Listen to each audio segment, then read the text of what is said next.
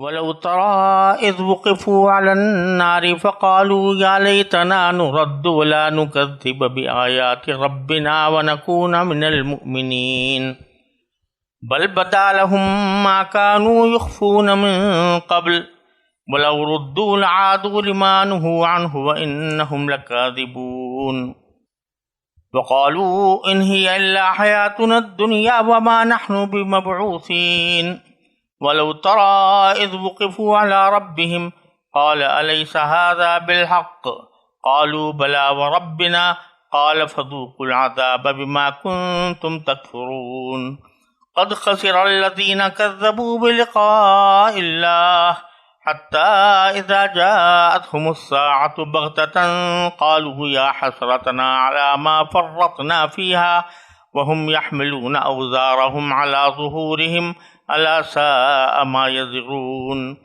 وما الحياة الدنيا إلا لعب ولهو وللدار الآخرة خير للذين يتقون افلا تعقلون۔ یہ سورہ انعام کی آیت نمبر 27 سے آیت نمبر 32 تک میں نے آپ کے سامنے تلاوت کی ہے۔ اس سے پہلی آیتوں میں اللہ تبارک و تعالیٰ نے یہ فرمایا تھا کہ جو لوگ حق سے دور جا رہے ہیں اور دوسروں کو بھی دور رکھنے کی کوشش کر رہے ہیں، وہ در حقیقت کسی اور کو نہیں، خود اپنے آپ کو نقصان پہنچا رہے ہیں، اپنے آپ کو ہلاکت میں ڈال رہے ہیں۔ اس کی مزید تفصیل اللہ تبارک و تعالیٰ نے ان آیات میں بیان فرمائی ہے کہ وہ کس طرح اپنے آپ کو ہلاکت میں ڈال رہے ہیں۔ اس کی تفصیل یہ ہے، آیات کا ترجمہ میں کرتا ہوں۔ اور بڑا ہولناک نظارہ ہوگا اگر تم وہ وقت دیکھو جب ان کو دوزخ پر کھڑا کیا جائے گا اور یہ کہیں گے اے کاش ہمیں واپس دنیا میں بھیج دیا جائے تاکہ اس بار ہم اپنے پروردگار کی نشانیوں کو نہ جھٹلائیں اور ہمارا شمار مومنوں میں ہو جائے۔ حالانکہ ان کی یہ آرزو بھی سچی نہ ہوگی، بلکہ دراصل وہ چیز ان کے سامنے کھل کر آ چکی ہوگی جسے وہ پہلے چھپایا کرتے تھے۔ ورنہ اگر ان کو واقعی واپس بھیج دیا جائے تو یہ دوبارہ وہی کچھ کریں گے جس سے انہیں روکا گیا ہے، اور یقین جانو یہ پکے جھوٹے ہیں۔ یہ تو یوں کہتے ہیں کہ جو کچھ ہے بس یہی دنیاوی زندگی ہے اور ہم مر کر دوبارہ زندہ نہیں کیے جائیں گے۔ اور اگر تم وہ وقت دیکھو جب یہ اپنے رب کے سامنے کھڑے کیے جائیں گے، وہ کہے گا کیا یہ دوسری زندگی حق نہیں ہے؟ وہ کہیں گے بے شک ہمارے رب کی قسم۔ اللہ کہے گا تو پھر چکھو عذاب کا مزہ کیونکہ تم کفر کیا کرتے تھے۔ حقیقت یہ ہے کہ بڑے خسارے میں ہیں وہ لوگ جنہوں نے اللہ سے جا ملنے کو جھٹلایا ہے، یہاں تک کہ جب قیامت اچانک ان کے سامنے آ کھڑی ہوگی تو وہ کہیں گے ہائے افسوس کہ ہم نے اس قیامت کے بارے میں بڑی کوتاہی کی۔ اور وہ اس وقت اپنی پیٹھوں پر اپنے گناہوں کا بوجھ لادے ہوئے ہوں گے۔ خبردار رہو کہ بہت برا بوجھ ہے جو یہ لوگ اٹھا رہے ہیں، اور دنیاوی زندگی تو ایک کھیل تماشے کے سوا کچھ نہیں۔ اور یقین جانو کہ جو لوگ تقوی اختیار کرتے ہیں ان کے لیے آخرت والا گھر کہیں زیادہ بہتر ہے۔ تو کیا اتنی سی بات تمہاری عقل میں نہیں آتی؟ یہ ترجمہ ہے ان آیات کا جو میں نے آپ کے سامنے تلاوت کی ہے۔ اور ان آیات میں جیسا میں نے عرض کیا کہ یہ بتایا گیا ہے کہ آج تو یہ بڑے سینے تان تان کر کفر کے دعوے کر رہے ہیں، نبی کریم صلی اللہ علیہ وسلم کو اور قرآن کریم کو جھٹلا رہے ہیں، لیکن حقیقت میں یہ خود اپنے آپ کو ہلاک کر رہے ہیں، کیونکہ اس کا انجام وہ ہونا ہے جو ان آیات میں بیان فرمایا گیا کہ وَلَوْ تَرَىٰ إِذْ وُقِفُوا عَلَى النَّارِ۔ اور دو معنی اس کے ہو سکتے ہیں۔ یہ معنی بھی ہو سکتے ہیں کہ کاش آپ دیکھیں اس وقت کو جب کہ یہ ان کو جہنم پر کھڑا کیا جائے گا، اور یہ معنی بھی ہو سکتے ہیں کہ اگر آپ وہ منظر دیکھیں جب ان کو نار جہنم پر کھڑا کیا جائے گا تو وہ بڑا ہولناک منظر ہوگا. یعنی اس لو کا جواب محذوف ہے کہ وہ بڑا ہولناک منظر ہوگا جب ان کو جہنم پر کھڑا کیا جائے گا. جب جہنم کو اپنی آنکھوں سے دیکھیں گے اور اس کے عذاب کا مشاہدہ کریں گے، اس کی سختیاں دیکھیں گے، تو ساری ان کی شیخیاں بھری رہ جائیں گی، اور اس وقت میں یہ کہیں گے کہ فَقَالُوا لَا يَا لَيْتَنَا نُرَدُّ، کاش کہ ہمیں دوبارہ دنیا میں بھیج دیا جائے. بَلَا نُكَذِّبَ بِآيَاتِ رَبِّنَا، اور جب دنیا میں ہمیں بھیج دیا جائے گا تو پھر ہم اپنے پروردگار کی آیات کی تکذیب نہیں کریں گے، ان کو جھٹلائیں گے نہیں. وَنَكُونَ مِنَ الْمُؤْمِنِينَ، اور ہم مومنوں میں شامل ہو جائیں گے. یہ عربی کے لحاظ سے نردو کے بعد ولا نکذبہ آ رہا ہے. نردو پر بظاہر عطف معلوم ہوتا ہے، تو قاعدے کا تقاضا یہ تھا کہ وہ بھی مرفوع ہوتا لا نکذب اور آگے نکونو من المؤمنین. لیکن یہ عربی زبان کی بلاغت کا ایک قاعدہ ہے کہ بعض اوقات کوئی جملہ، کوئی لفظ محذوف کیا جاتا ہے اور اس محذوف پر عطف کیا جاتا ہے. تو یہاں بھی ایک لفظ محذوف ہے، یا لیتنا نرد فنصدق بلا نکذب بآیات، کہ کاش ہمیں دوبارہ لوٹایا جائے دنیا میں تو ہم تصدیق کریں رسول کریم صلی اللہ علیہ وسلم اور اپنے پروردگار کی نشانیوں کو جھٹلائیں نہیں. تو اس کو باب صرف کہتے ہیں، جس کا مطلب یہ ہوتا ہے کہ یہاں اس سے پہلے کوئی لفظ ایسا معذوف ہے جو منصوب ہے. یا لیتنا میں تمنا کا اظہار ہے، کاش کہ ہمیں واپس لوٹا دیا جائے، اور تمنا کا ایک جواب ہوا کرتا ہے کہ ہم تمنا کیوں کر رہے ہیں واپس لوٹانے کی، تو اس کو جواب تمنا کہا جاتا ہے. تو وہاں یہ وہ جواب تمنا معذوف ہے. یا لیتنا نرد ولا بنصدق، لا لیتنا نرد فنصدق، کہ کاش ہمیں دوبارہ لوٹا دیا جائے اور ہم اس وقت میں تصدیق کریں. یعنی لوٹانے کا نتیجہ یہ ہو کہ ہم تصدیق کریں. اسی پر عطف بلا نکذب کہ ہم پھر جھٹلائیں گے نہیں اور مومنین میں شامل ہو جائیں گے. اب باری تعالیٰ فرماتے ہیں بل بدا لہم ما کانوا یخفون من قبل، یہ جو باتیں کہہ رہے ہیں کہ ہم دوبارہ ہمیں لوٹا دیا جائے تو ہم اس وقت ایمان لائیں گے، اس وقت تصدیق کریں گے. ارے حقیقت تو یہ ہے کہ پہلے بھی یہ لوگ دنیا کے اندر بھی یہ بات جانتے تھے کہ رسول کریم صلی اللہ علیہ وسلم معاذ اللہ جھوٹ نہیں بول رہے ہیں، اور ان کے دلوں میں یقین تھا کہ رسول کریم صلی اللہ علیہ وسلم جو کچھ فرما رہے ہیں وہ درست ہے. اسی لیے قرآن کریم میں فرمایا وَجَحَدُوا بِهَا وَاسْتَيْقَنَتْهَا أَنفُسُهُم، کہ انہوں نے قرآن کریم کی آیات کا انکار کیا حالانکہ ان کے دل مان رہے تھے. تو وہاں پر تو انہوں نے اپنے ایمان کو چھپایا ہوا تھا، یعنی اپنے تصدیق کو چھپایا ہوا تھا. جان رہے تھے، مان نہیں رہے تھے. لیکن یہاں پہنچنے کے بعد جو چیزیں انہوں نے چھپائی ہوئی تھیں وہ ان کے اوپر ظاہر ہو جائیں گی. پہلے وہ دل میں سمجھتے تھے کہ یہ ہونے والا ہے، اور لیکن زبان سے نہیں کہتے تھے، ایمان نہیں لاتے تھے. لیکن اب وہ چیزیں صاف ظاہر ہو جائیں گی. بل بدا لہم ما کانوا یخفون من قبل، بلکہ جو چیز یہ چھپاتے تھے وہ ظاہر ہو جائے گی. دوسرے اس کے معنی یہ بھی ہو سکتے ہیں، اور بعض مفسرین نے اس کی یہ تفسیر کی ہے کہ یہ ابھی پیچھے گزرا ہے کہ جب شروع میں ہی اللہ تبارک و تعالیٰ کی بارگاہ میں پیش ہوں گے تو صاف جھوٹ بول جائیں گے اور یہ کہیں گے واللہ ربنا ما کننا مشرکین، ہم پروردگار کی قسم کھا کر کہتے ہیں کہ ہم تو مشرک نہیں تھے. تو یہ اب چھپانا چاہتے تھے اپنے شرک کو. لیکن قرآن کریم ہی سے یہ معلوم ہوتا ہے کہ جب وہ جھوٹ بولیں گے تو ان کے اعضاء اور جوارح گواہی دیں گے کہ یہ شرک کیا کرتے تھے.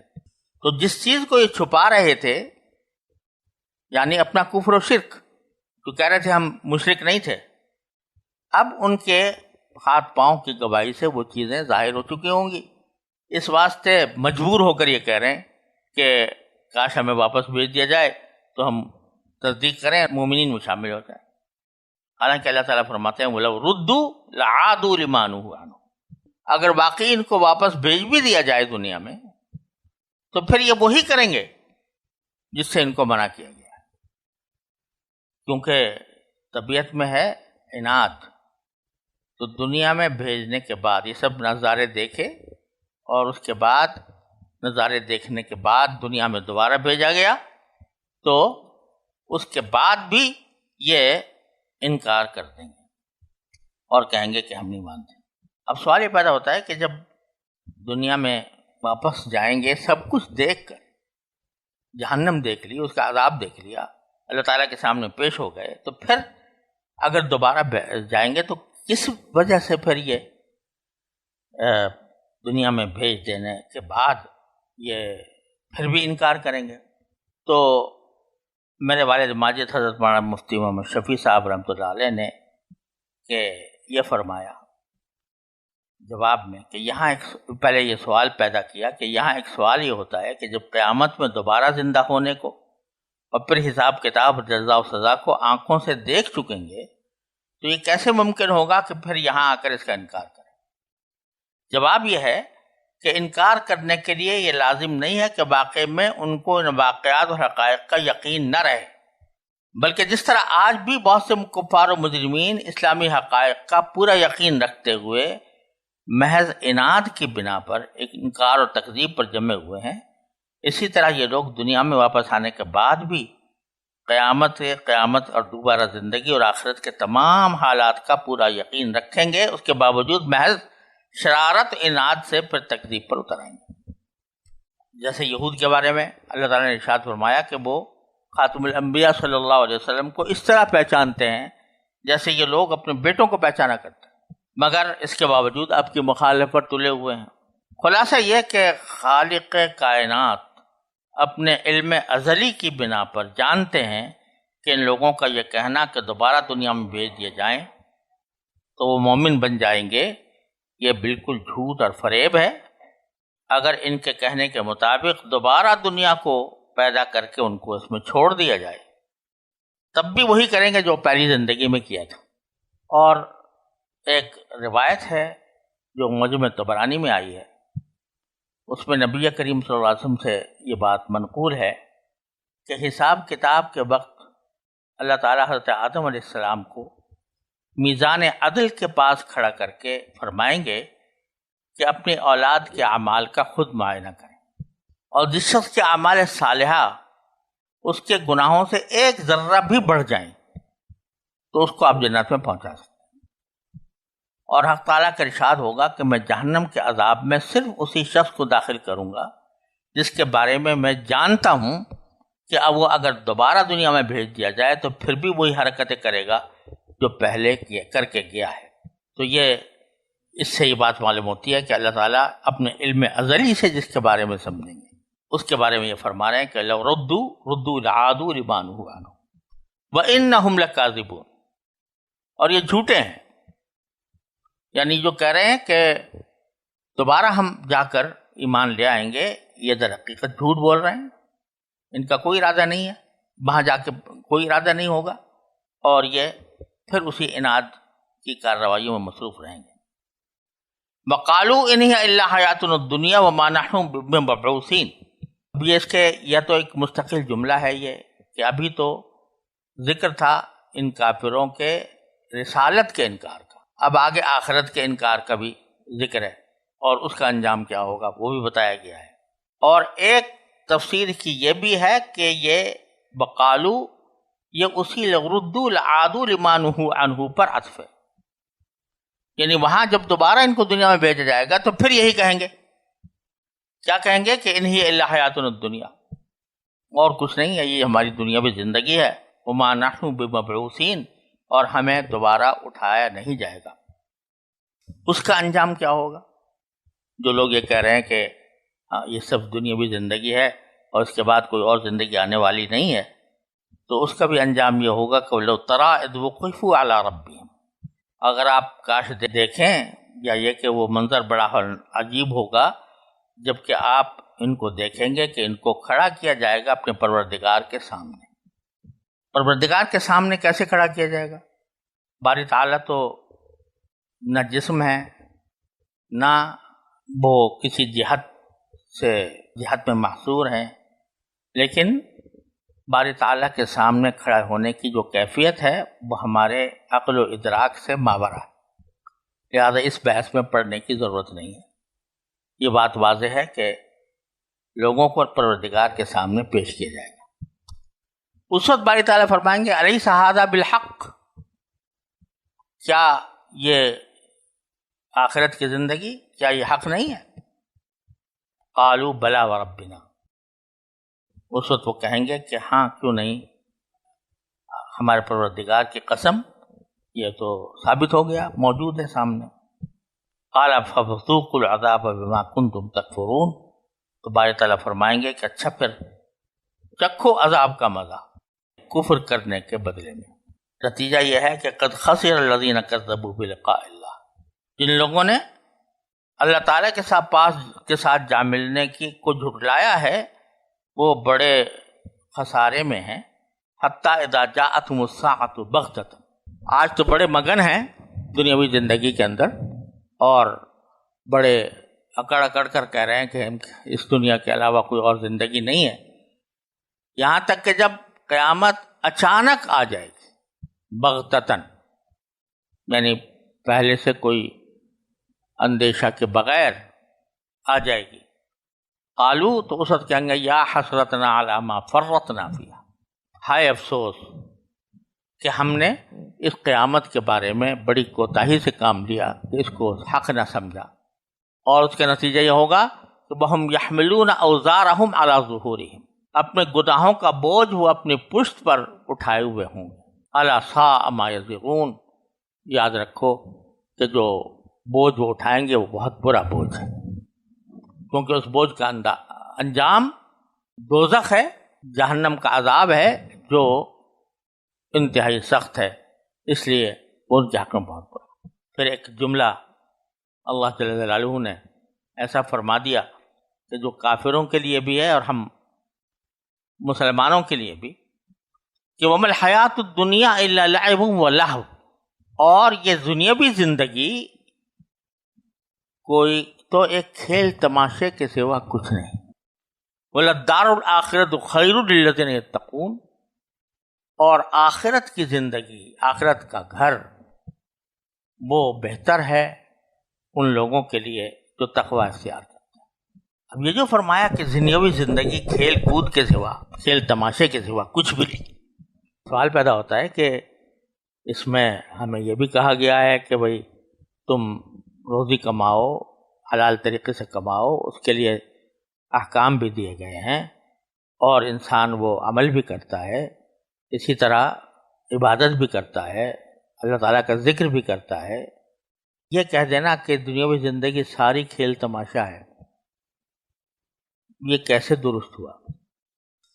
جواب اس کا یہ ہے کہ در حقیقت انسان اگر اپنی زندگی کے مختلف مدارج پر غور کرے تو آگے جا کر اگلے مرتبے پر پہنچ کر وہ اپنی پچھلی زندگی کے درجے کو کھیل تماشا ہی سمجھتا ہے۔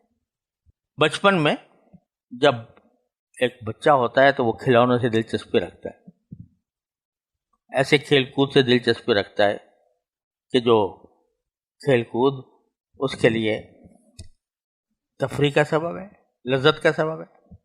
لیکن جب بڑا ہو جاتا ہے تو جب اس کا تصور کرتا ہے کہ میں نے کیا کیا تھا، کس چیز کو میں نے اپنی زندگی کا مقصد قرار دیا ہوا تھا، کھیل کود میں کیسا مجھے مزہ آ رہا تھا، تو اس کو کیا سمجھتا ہے؟ اس کو بہت ہی حقیر چیز سمجھتا ہے کہ تو ایسے ہی فضول وقت ضائع کیا میں نے اس میں۔ ابھی کچھ دنوں پہلے میرا نواسا تھا، وہ کھیل رہا تھا، پتہ نہیں کچھ عجیب سا کھیل کھیل رہا تھا جو میں نے پوری طرح سمجھ میں نہیں آیا، تو میں نے پوچھا بھائی کیا کھیل رہے ہو؟ کہا کہ فلاں کھیل کھیل رہے ہو۔ تو میں نے کہا تمہیں ایسا مزہ آتا ہے کھیل میں؟ تو اس نے جواب دیا کہ جب آپ چھوٹے تھے تو آپ کو بھی کھیلنے میں مزہ آتا تھا کہ نہیں آتا تھا؟ تو مجھے اس نے لاجواب کر دیا کہ یہ جب میں تھا چھوٹا بچہ تھا تو مجھے بھی اس کے اندر ایسا ہی لطف آتا تھا جیسے اس کو آ رہا ہے، لیکن آج میں اس لطف کو بے حقیقت سمجھتا ہوں۔ جب آدمی جوانی میں پہنچتا ہے تو جوانی کے اندر اس کو جو لطف ہے وہ ہے کہ ذرا خوبصورت نظر آئے، زیب و زینت ہو، لوگ اس کو دیکھ کر اس کی قوت، اس کی طاقت، اس کا ان چیزوں کی طرف وہ مائل ہوتا ہے، تو مال دولت کمانا، یہ کرنا وہ کرنا۔ لیکن جب بڑھاپے میں پہنچتا ہے تو وہ جوانی کی بہت ساری باتیں اس کو بے حقیقت نظر آتی ہیں۔ آج ہم جن چیزوں کو جائیدادیں اور جائیدادوں پر جھگڑے کر رہے ہیں، جن کے اوپر مقدمے قائم کیے ہوئے ہیں، اب جب ہم آخرت میں پہنچیں گے تو یہ اسی طرح جائیدادیں اور مکانات اور یہ سب جو ہے کھیل تماشا ہی لگے گا۔ جیسے کہ بچہ جو ہے اگر کوئی کھیل کھیل رہا ہو اور اس کے اندر اس کو مثلا بچہ جو ہے وہ پتھروں سے کھیل رہا ہے اور ایک بچے نے پتھر زیادہ جیت لیے دوسرے کے مقابلے میں، تو وہ جیتنے والا بڑی خوشی مناتا ہے اور ہارنے والا بہت افسوس کرتا ہے۔ لیکن آج ہم سوچتے ہیں کہ یہ کس بات کو، ہار جیت کو کس کو اپنی زندگی کا مقصد بنایا ہوا تھا۔ وہاں جا کر بھی ہم جائیدادوں کے اوپر جو لڑ رہے ہیں، جائیدادوں کے اوپر جو جھگڑ رہے ہیں، اس کے اوپر جو ایک دوسرے کے ساتھ تنافس کر رہے ہیں، تو اس سب کو وہاں جا کر پتہ چلے گا کہ لعب و لہو، یہ سب کھیل تماشا ہی تھا۔ البتہ ایک چیز ہے جو لعب و لہو سے مستثنا ہے، وہ اللہ کا ذکر، جیسا کہ حدیث میں فرمایا گیا کہ ہر چیز جو ہے وہ آخرت میں جا کر وہ خسرت کا سبب ہوگی سوائے اللہ کے ذکر کے۔ اس اللہ کے ذکر میں، اس لیے کہ وہ اللہ کا ذکر آخرت کا سامان ہے، اس آخرت کا سامان ہے جو ابدی زندگی ہے، لہذا وہ ذکر چاہے وہ تسبیحات کی شکل میں ہو، چاہے نماز کی شکل میں ہو، چاہے کسی عبادت کی شکل میں ہو، چاہے اچھے اخلاق کی شکل میں ہو، چاہے حلال معاملات کی شکل میں ہو، جو اللہ تعالیٰ کے رضا کے لیے کیے جا رہے ہوں، تو وہ سارے کے سارے ذکر میں۔ بزرگوں نے فرمایا کل مطیع اللہ فہو ذاکر، جو اللہ کی اطاعت کر رہا ہو کسی بھی طرح، وہ ذاکر میں شمار ہے، ذکر کرنے والے میں شمار ہے۔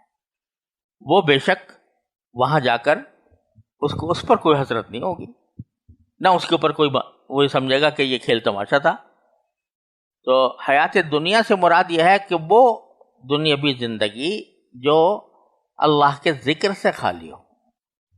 اللہ کے ذکر میں تمام احکام شریعت آ جاتے ہیں، احکام شریعت پر عمل کرنے والا ذاکر ہے، چاہے زبان سے ذکر نہ کر رہا ہو، تو وہ بے شک ایسی چیز ہوگی کہ جو اللہ تعالیٰ جو آخرت میں جا کر کسی حسرت کا سبب نہیں بنے گی۔ لیکن یہ جو مال جائیداد ہے، یہ سارا کا سارا جا کر وہاں پتہ چلے گا کہ لعب و لہو، یہ در حقیقت کھیل تماشا تھا اور اس کی حقیقت کچھ بھی نہیں تھی۔ وَلَلدَّارُ الْآخِرَةُ خَيْرٌ لِّلَّذِينَ يَتَّقُونَ، اور آخرت والا گھر یہ کہیں بہتر ہے ان لوگوں کے لیے جو تقوی اختیار کریں۔